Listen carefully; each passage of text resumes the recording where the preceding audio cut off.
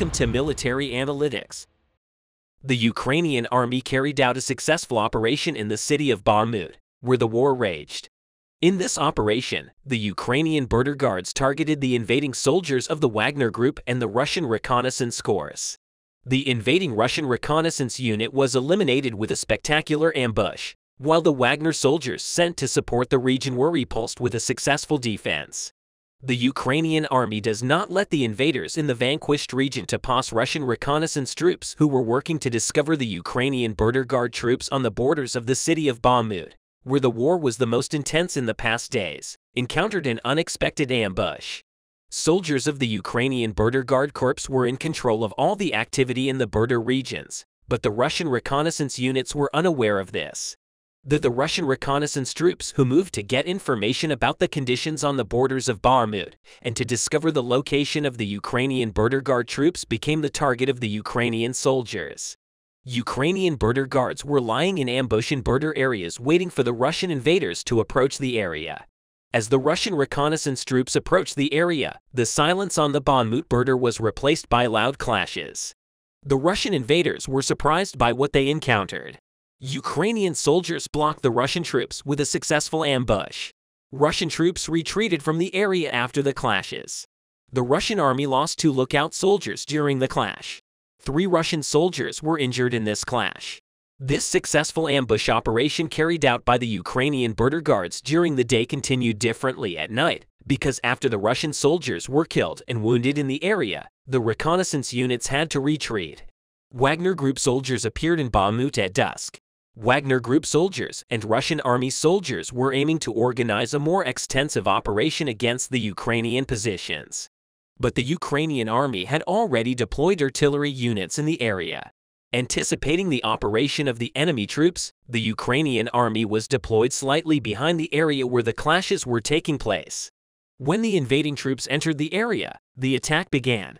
The soldiers of the Wagner Group cannot enter the area in the face of the fierce attack and lost many soldiers. Wagner Group, which has been on the front line since the beginning of the Russian-Ukrainian war, is said to have lost a total of 40,000 soldiers. This is almost 2/3 of the total number of soldiers serving in the Wagner Group. Wagner Group continues to suffer great losses in the occupied territories every day with strategic moves as silent ambushes. The Ukrainian army is showing great success against Russia. The Ukrainian army's ambush of a Russian tank platoon was very successful. Likewise, the Ukrainian army's recent strategic move in Solder was a very clever operation. Ukrainian troops had almost completely moved from Solder to Bakhmut thinking that Solder had been abandoned. The Russian occupiers announced that they had captured the area, but when Ukrainian soldiers crossed the Solder via Bakhmut, the Russian army was shocked with this strategic move. Ukraine pulled the invaders to the front and entered the region from behind the front. After the attack, the Russian troops suffered heavy losses in the cities of Bakhmut and Solodar, where the war intensified. Mainly, Wagner Group soldiers were on duty due to the shortage of soldiers. Putin was using mercenaries from the Wagner Group, a private military company in the occupation zones. The owner of the Wagner Group, Yevgeny Prigozhin, was able to exploit Putin's desperation and get him to do whatever he wanted. Prigozhin was able to get loans from the state as he wished, and he could easily criticize officials of the Russian State Duma. However, after the recent developments in Solodar, Putin and Prigozhin had a falling out because in response to the Russian army's announcement that it had seized Solodar, the Wagner Group had made the same announcement. In reality, neither of them had captured Solodar. Even though Wagner Group is a private military company, it has to work under the Russian army.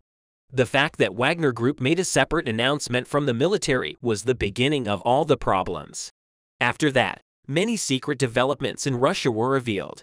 It is said that Wagner Group leader Yevgeny Prigozhin was behind Putin's dismissal of Colonel General Alexander Lapin, commander of Russia's Central Military District. According to the allegations, Prigozhin met with Putin in October and criticized Lapin in the same days. Kadyrov also criticized Lapin very harshly. Kadyrov said, "If it were up to me, I would make Lapin a private, strip him of all his awards, give him a rifle, and send him to the front to wash away his shame with blood." About a week after these conversations and criticisms, Lapin was dismissed. The plan Prigozhin had in mind was working for now. Prigozhin, the boss of the Wagner Group, had in mind to achieve success with his troops in the occupied territories and thereby burnish his name and take a place in the Russian administration in order to realize this plan. He has recruited a few Russian officials, but Prigozhin is mistaken. Bakhmut and Vladimir was enough to ruin all his plans because with the dismissal of Sergei Surovikin, the commander in charge of the occupation of Ukraine, all the details were revealed. According to Ukrainian intelligence, Sergei Surovikin was made commander in charge of the invasion of Ukraine on Prigozhin's recommendation because Prigozhin in alliance with Surovikin would be able to buy heavy weapons from the Wagner Group for the Russian armed forces. At the same time, Prigozhin Surovikin formed a front against Russian Defense Minister Shoigu. Russian leader Putin, on the other hand, was ignoring them because of the true problem. The latest developments show that Putin will reduce his work with the Wagner Group. Russian leader Putin dealt a heavy blow to Prigozhin by dismissing Sergei Surovikin because the Russian leader Putin has realized that Prigozhin cannot succeed in the invasion with the plans he has in mind and the forces belonging to the Wagner Group. For this reason, Putin, who appointed Gerasimov as the commander in charge of the occupation, may have decided to continue with Russian Defense Minister Shoigu and Gerasimov because it seems that the Russian leader, Putin, has started working to restructure the Russian armed forces. Ukrainian intelligence said that Putin will decide on reserve mobilization for this purpose and aims to strengthen the professional force in the army. Despite all this, Russian leader Vladimir Putin continues to work with the Wagner Group because Putin has no other choice. The Russian army is having a hard time finding soldiers. The announced mobilization decision has not been effective in this either. The mobilization decision announced in the past months did not turn out as Putin wanted. For this reason, prisoners in Russia were released from prison on condition that they fight on the front line. All of these prisoners continue to fight in the units of the Wagner Group, even though put in place all its trump cards. He cannot take a step forward in the occupation, so much so that Putin, who is regressing day by day, has lost about 70% of the territories he occupied. The Russian army has lost over 120,000 soldiers and thousands of tons of ammunition since the beginning of the war. These losses continue to increase day by day. Putin is losing an average of 500 soldiers every day. For this reason, anti-occupation protests continue on the streets of Russia. In the army, the number of people surrendering to Ukraine and fleeing from the front is increasing. Putin does not know what to do against Ukraine, which is getting stronger day by day. The invasion of Ukraine has cost Russia dearly. Russia, which is constantly experiencing explosions, has turned into a place of fire. Russian fire brigades are struggling to control the fires. What is happening in Russia, which is experiencing the most difficult days of its history? Faced with many explosions, different claims are put forward for the explosions in Russia. The Russian army was planning to wage the Ukraine-Russia war on Ukraine's territory. Putin did not want the war to spread to his territory because this could have been a risk for Putin, who wanted to save his political reputation. But the situation did not turn out the way Russia wanted. Sounds of explosions are coming from all over Russia and Putin is unable to resist all these explosions. Today, another fire broke out in a major shopping center in Russia. 3 days ago, there was a fire in another big shopping center in Moscow. These back-to-back fires are worrying all Russian people. People want an end to this situation. Emergency services in Moscow are taking care of those injured in the fires and explosions. On the other hand, another fire broke out in a building in the town of Balashikha today. After the fire, the roof of the story-tract shopping center collapsed. This has increased security measures in many other shopping centers. All shopping centers are protected by high-level security measures.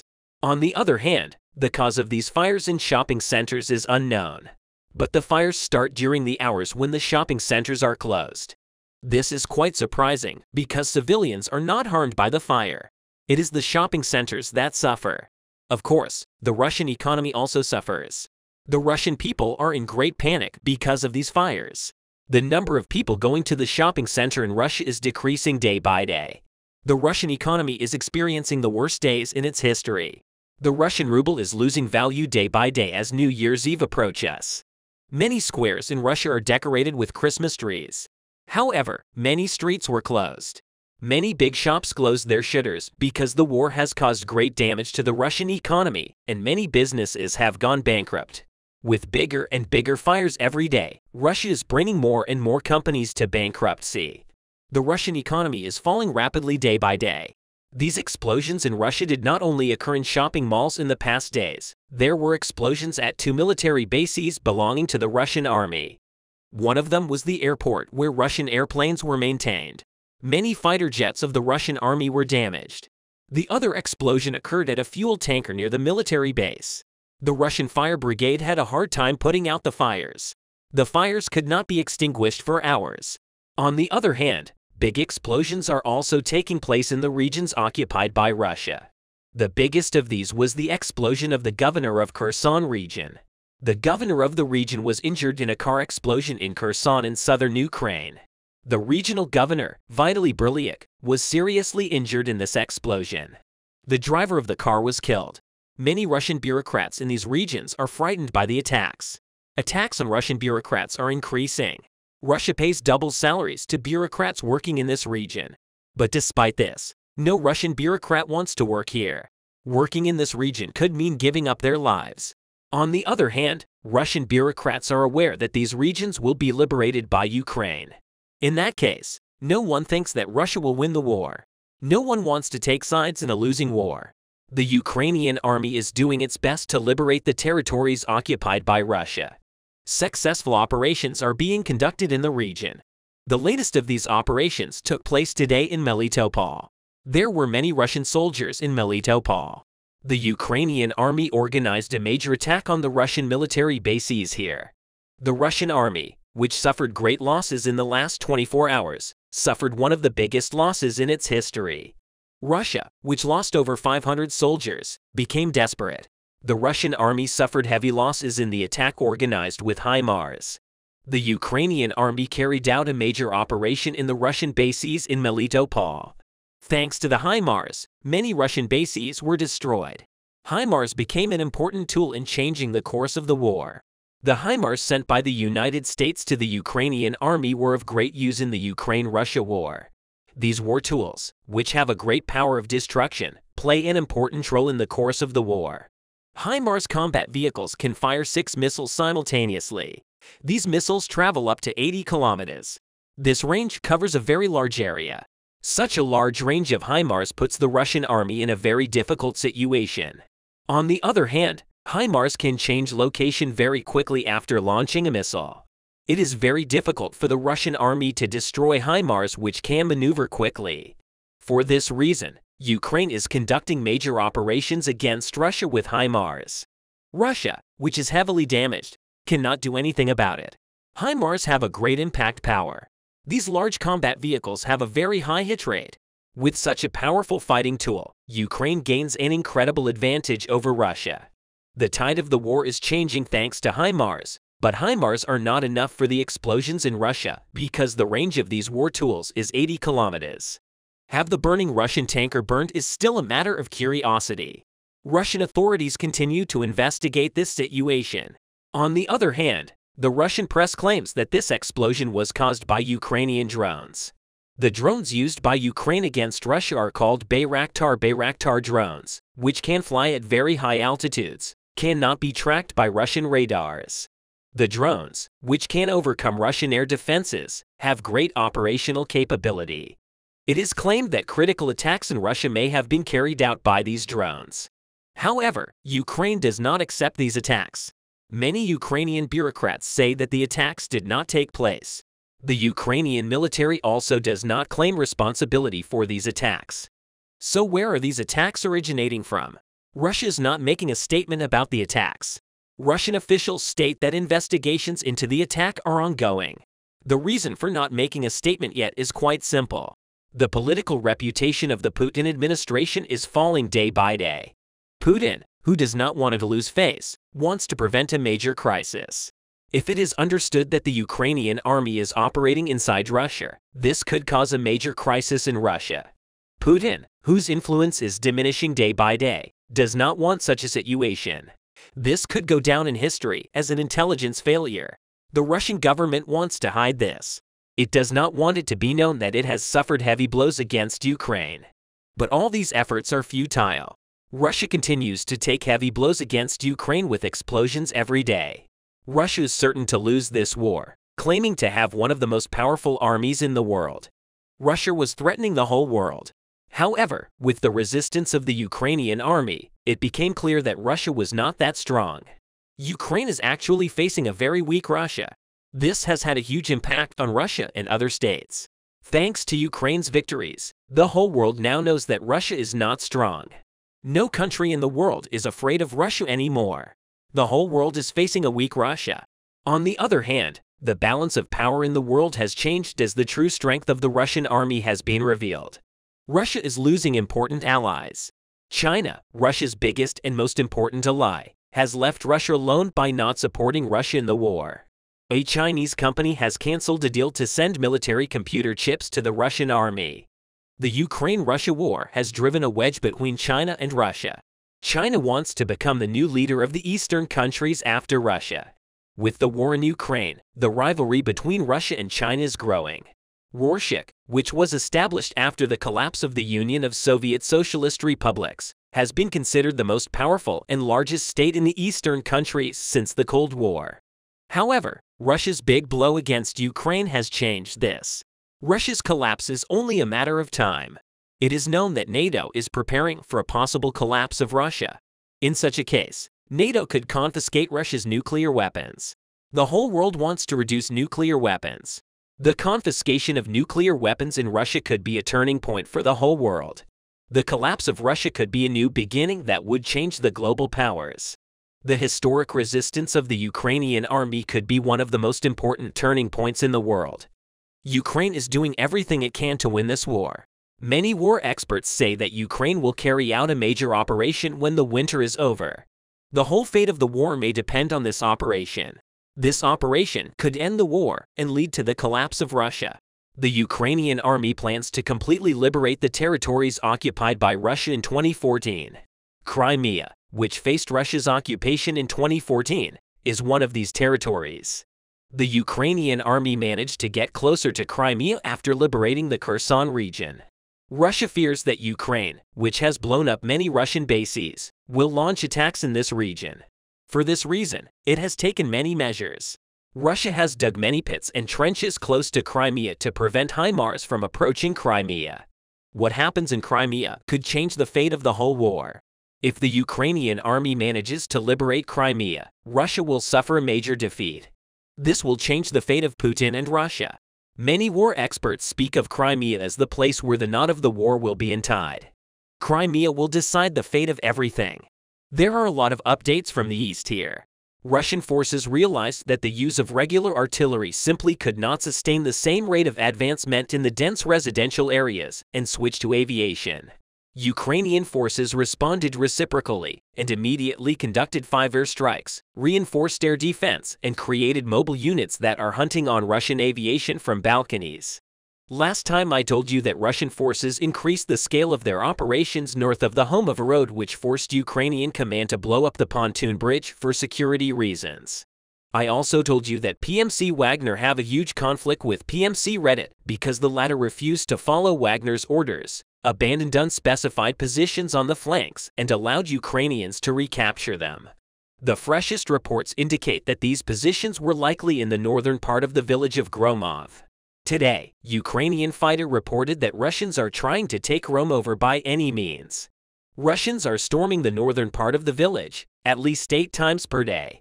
Russian sources published a video today showing how they relocated the biggest operating mortar system in the world to help to breach Ukrainian defenses. The primary ammunition for the weapon is the 240mm projectile that has a total weight of 130 kilograms. There are several lines of defense north of Gromovo. According to the unconfirmed reports, after 2 days of relentless storming, Russian forces established control over 1 out of 2 trench networks on the first line of defense. However, a Ukrainian fighter responsible for the operations in this region reported that Ukrainians are conducting assaults as well. And so far, the village remains under total Ukrainian control. One of the reasons why Russians managed to advance in the forest is that Ukrainians stepped back from Rosali. Previously, Ukrainian snipers in the numerous four-story buildings did not give Russians any chance to cross the field. However, the buildings got gradually destroyed and became untenable, especially as Russians started utilizing 500-kilogram air-dropped bombs in order to get approval to use heavy air bombs in the city. Russian forces reportedly made an analysis and concluded that there are no civilians left inside the city. In reality, many civilians still remain because they refuse to evacuate. This is understandable to a degree. As for many of those who remained, their home is the only thing of sentimental, if not economic value. The reason why Russians formally concluded that there are no civilians despite clear evidence and continuous release of videos with evacuation by volunteers is simple. Russians saw at what cost it took them to establish control over garages, small houses, and four-story buildings. So the storming of the last huge block consisting of 10-story buildings may simply break Russian forces in order to avoid absolutely devastating losses. Russians decided to just wipe out the residential area, and in order to avoid societal backlash for killing hundreds of civilians, they publicly declared that there are no civilians left by destroying the Ukrainian defense positions, in particular in the high-rise buildings west of the military base and east of the military base. Russians managed to enter the territory of the barracks. Many Russian sources reported that Russians also breached Ukrainian defense in the south and cut the Bakhmut Group in the middle. However, the head of the Wagner forces, Prigozhin, immediately commented on that and said that this is not true. And Ukrainians continue holding tight control over the defense line. Based on the current setting, we can see that the clashes for the residential area are going to start very soon, marking the beginning of the last chapter of the battle for Bakhmut. However, the fact that Russian forces received a green light to use air bombs in the residential area significantly undermines Ukrainian plans. Based on the interview with the Ukrainian Eastern Group of Forces commander, it is clear that Ukrainians plan to hold Bakhmut at least through the first half of May. But if Russians start leveling the city with the ground, then there is not much sense staying there. And as the president of Ukraine previously said, in such cases, Ukrainians will immediately withdraw. The most important and urgent task of the Ukrainian command right now is to solve the problem with air bombs. The first thing that Ukrainians can do is reinforce the region with air defense. There is a lot of footage showing how Ukrainian air defense is shooting down aerial objects above Bakhmut. And it is highly likely that now the main focus of air defense operators will be jets and air bombs. In the meantime, Ukrainians inside Bakhmut created multiple units, the purpose of which is to hunt down Russian planes. This footage showed that they assumed positions along the perimeter of the high-rise buildings and monitored the sky. It is true that air bombs can be dropped at high altitudes and distance from the target. However, it also allows air defense to detect a plane tens of kilometers away in order to minimize the risk of being shot down. Russians are flying at low altitudes. This is true for the whole front line, as Russian planes are frequently spotted in the sky above Donetsk and also right above Bakhmut. For this reason, the creation of mobile air defense units is a very good idea. But on top of that, Ukrainians also decided to retaliate in the same way. Yesterday, Ukrainian aviation conducted 5 airstrikes, different concentrations of forces and equipment, and also 1 air defense system. The recently released combat footage showed a massive explosion of a 5-story building occupied by Russian forces. Many sources reported that in response to Russian Fab 500 air bombs, Ukrainians utilized American JDAM air bombs by destroying the main Russian positions in front of the residential area. Russians will have fewer checkpoints to rely on. The weakening of their logistics inside the city may allow Ukrainians to keep the front line away from the residential area, forcing the Russians to focus on the street fighting first.